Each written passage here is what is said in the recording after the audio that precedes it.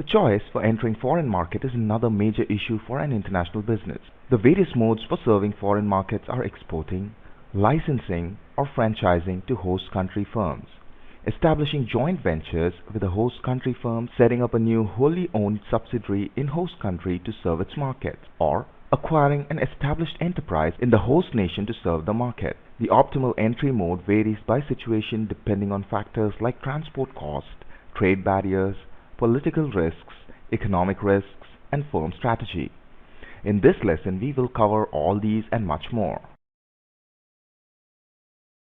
It follows from the previous slide that after studying this lesson, you should be able to explain the international market entry decisions, explain the entry modes, define joint ventures. There are a number of nation-states in the world and all of them do not hold the same profit potential for a firm entering foreign trade. The choice must be made on an assessment of a nation's long-run profit potential. Once attractive markets have been identified, it's important to consider the timing of entry. The advantage frequently associated with entering a market early are commonly known as first mover advantage. One first mover advantage is the ability to preempt rivals and capture demand by establishing a strong brand name. A second advantage is the ability to build sales volume in that country and ride down the experience curve ahead of rivals, giving the early entrant a cost advantage over later entrants. Another issue that an international business needs to consider when contemplating market entry is the scale of entry. Entering a market on a large scale involves the commitment of significant resources. Not all firms have the resources necessary to enter on a large scale, and even some firms prefer to enter foreign markets on a small scale and then build slowly as they become more familiar with the market. One of the critical decisions in international marketing is the mode of entering foreign market. The figure here illustrates various entry strategies. Each entry mode has advantages and disadvantages. Managers need to consider these carefully when deciding which to use. Exporting to foreign market is quite common entry strategy many firms follow from at least some of their markets. Under this strategy, the company exports the product from its home base without any marketing or production or organization overseas. Firms that specialize in the design, construction, and startup of turnkey plants are common in some industries. In a turnkey project, the contractor agrees to handle every detail of the project for a foreign client, including the training of operating personnel. At completion of the contract, the foreign client is handed the key to plant that is ready for full operations.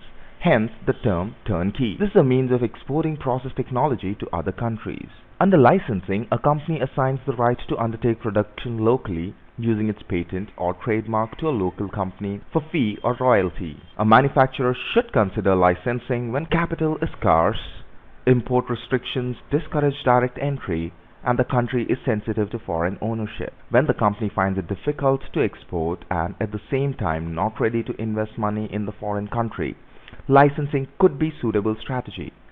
Franchising is a special form of licensing in which parent company grants another independent company right to do business in a prescribed manner. In this arrangement, the franchisor makes a local marketing program available to the franchisee. Usually, the franchise agreement is more comprehensive than a regular licensing agreement, in as much as the total operations of the franchisee is prescribed. A joint venture entails establishing a firm that is jointly owned by two or more otherwise independent firm. In a wholly owned subsidiary, the firm owns 100% of the stock. Establishing a wholly owned subsidiary in a foreign market can be done in two ways. The firm can either set up a new operations in that country, often referred to as greenfield venture, or it can acquire an established firm in the host nation and use the firm to promote its product. A firm can establish a wholly owned subsidiary in a country by building a subsidiary from the ground up, the so-called greenfield strategy, or by acquiring an established enterprise in the target market. In general, the choice will depend on the circumstances confronting the firm. If the firm is seeking to enter a market where there are already well-established incumbent enterprises and where global competitors are also interested in establishing a presence, it may pay the firm to enter via an acquisition. In such circumstances, a greenfield venture may be too slow to establish a suitable presence. Its management should be aware of the risks associated with acquisition when determining the firms to purchase. It may be better to opt for slower route of a greenfield venture than make a bad acquisition. If the firm is considering entering a country when there are no incumbent competitors to be acquired, then the greenfield venture may be the only mode. Even when incumbents exist, if the competitive advantage of the firm is based on transfer of organizationally embedded competencies, skills, routines, and cultures, it may still be preferable to enter via greenfield venture. Things such as skills and organizational culture, which are based on significant knowledge that is difficult to articulate and codify, are much easier to embed in a new venture than they are in an acquired entry, where the firm may have to overcome the established routines and culture of the acquired firm. Now let us check if we have understood the various concepts discussed in this lesson clearly. There are five models of entering a foreign market, right or wrong. Wrong. Under licensing, a company assigns the right to undertake production locally using its patent, right or wrong. Right. A joint venture entails establishing a firm that is jointly owned by two or more otherwise independent firms, right or wrong. Right.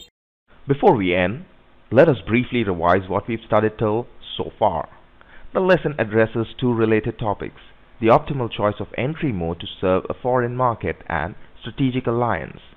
Basic entry decisions include identifying which market to enter, when to enter those markets, and on what scale. The most attractive foreign markets tend to be found in politically stable, developed, and developing nations that have free market system, and where there is no dramatic upsurge in either inflation rates or private sector debt. There are six modes of entering a foreign market: exporting, creating turnkey projects, franchising, establishing joint ventures, and setting up a wholly owned subsidiary. Each mode has relative advantages and disadvantages. The optimal choice of entry mode depends on the firm's strategy. Relative to greenfield ventures, acquisitions are quick to execute, may enable a firm to preempt its global competitors, and involve buying a known revenue and profit stream. The big advantage of establishing a greenfield venture in a foreign country is that it gives the firm a much greater ability to build the kind of subsidiary company that it wants. Thank you.